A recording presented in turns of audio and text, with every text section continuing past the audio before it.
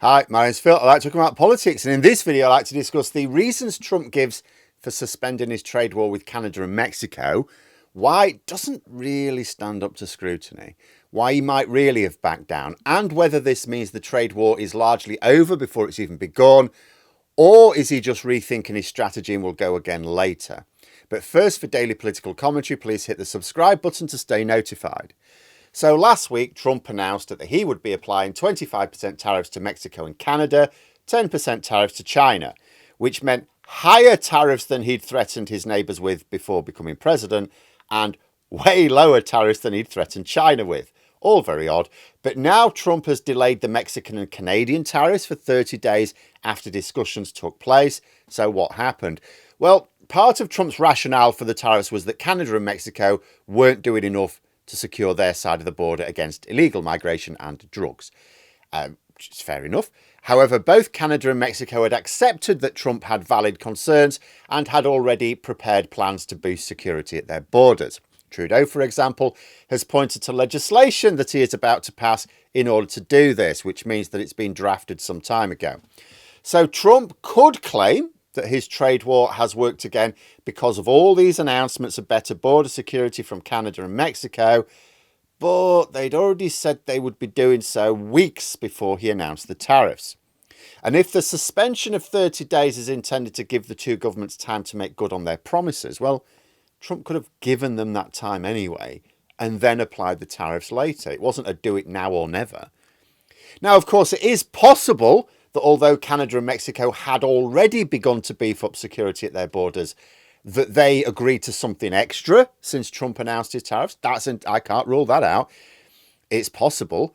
But given that most of what's announced, I know was announced already, whatever it was, whatever extra concession Trump's got, can't have been that big.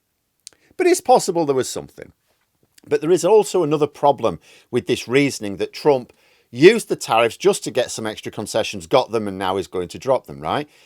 He said that his tariffs had two purposes. He was very clear about this, where Canada and Mexico are concerned.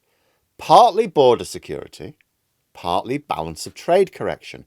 Both Canada and Mexico have a positive balance of trade with the United States, quite significant. So suspending the tariffs, rather than just reducing them to, say, China levels, suggests that Trump has changed his thinking in some way. Now, you could argue that Trump is dropping the tariffs now in order to give Canada and Mexico time to implement their promises. And then once he's got what he wants, he could always apply the same or lower tariffs later on as part of his economic plans. But the problem with this is Canada and Mexico could then just threaten to tell their border security staff not to work too hard or even take the odd day off. The beauty of Canada and Mexico's arrangement with Trump over these tariffs is they can drop their end of the bargain if Trump drops his. The worst thing anyone could do with Trump, I think, is give him something valuable as a one-off. Nothing to stop him getting what he wants and then applying his tariffs afterwards, like a good little blackmailer to get even more. Better to give him something that's ongoing so you can suspend it if necessary. So has Trump just been playing silly buggers purely to make it look to his supporters like he's taken action and that his action has achieved results? Well, this is possible. As far as Trump supporters are concerned, he had a problem with border security. He ordered massive tariffs. Mexico and Canada are promising huge investments in border security.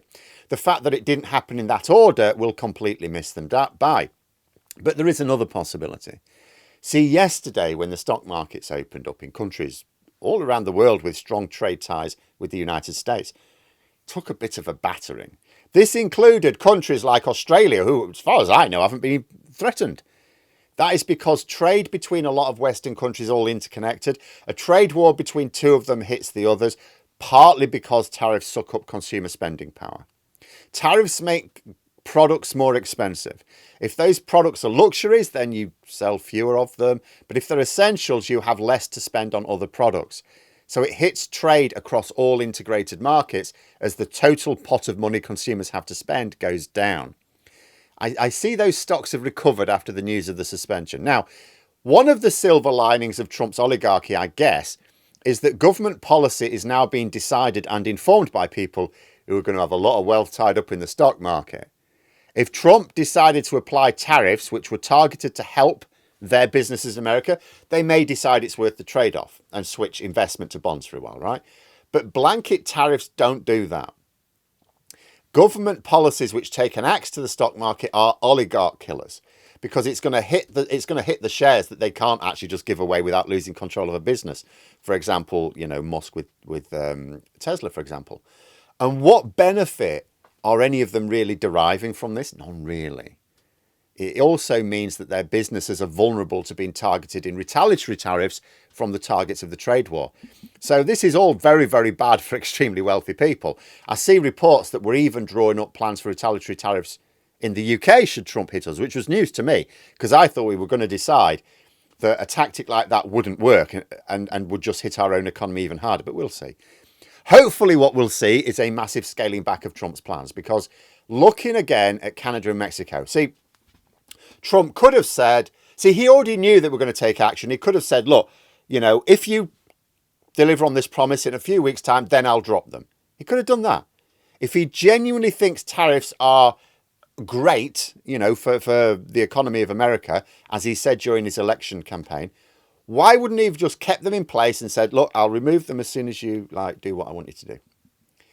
He must have dropped them because he no longer sees them in the way he was describing, if he ever did. Now, obviously, this is speculation. I don't know what he's thinking.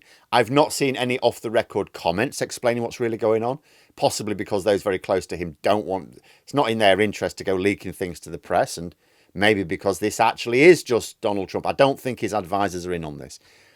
I find it difficult to believe that Trump genuinely cares about either narcotics or illegal immigration, particularly given his closest advisor, right?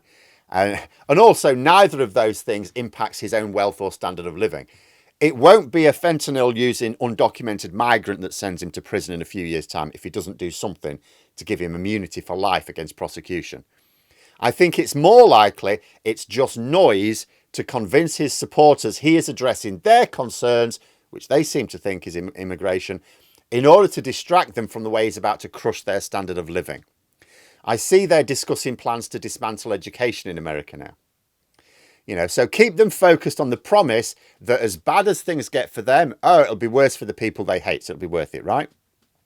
But what it might mean for the global economy, well, if Trump has backed down due to a combination of his oligarchs not enjoying the impact on the stock market and making his supporters think he's tackling their priorities, and that is speculation on my part, as I say, that could be better news for Europe as well. See, although we say Canada, Mexico and China are America's biggest trading partners, and so the ones you would least want to start a trade war with, it's not true from another point of view. See, that's just taking individual countries into account.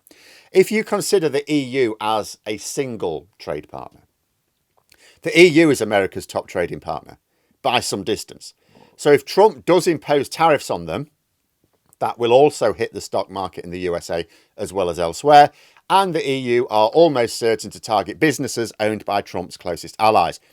I don't think Canada really did that with their retaliatory tariffs. It was sort of targeting Republican strongholds, but not necessarily ones that Trump cares about.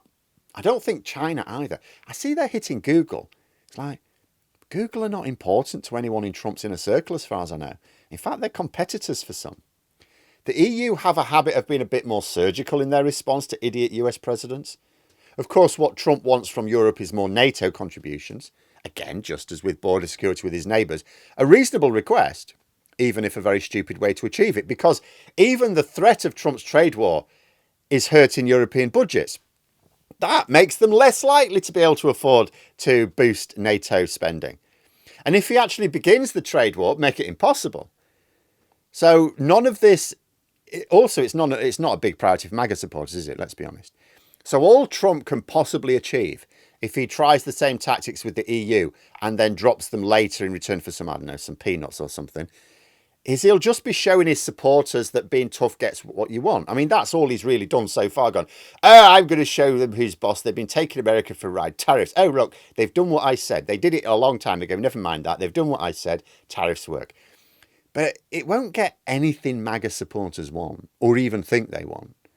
Still, whatever they're thinking, it means Trump isn't completely committed to his tariffs as a balance of trade correction, which is a good thing, because it means it's possible to avert the worst case scenario in terms of a global turndown, which, speaking selfishly, in the UK is the last thing we need. But there we are. Those are my thoughts. Let me know yours in the comments below. If you've enjoyed the video, please click the like button and subscribe for further content. If you'd like to support the channel further, you can click the join button for memberships. Thanks for watching, and until next time, I'll see you later.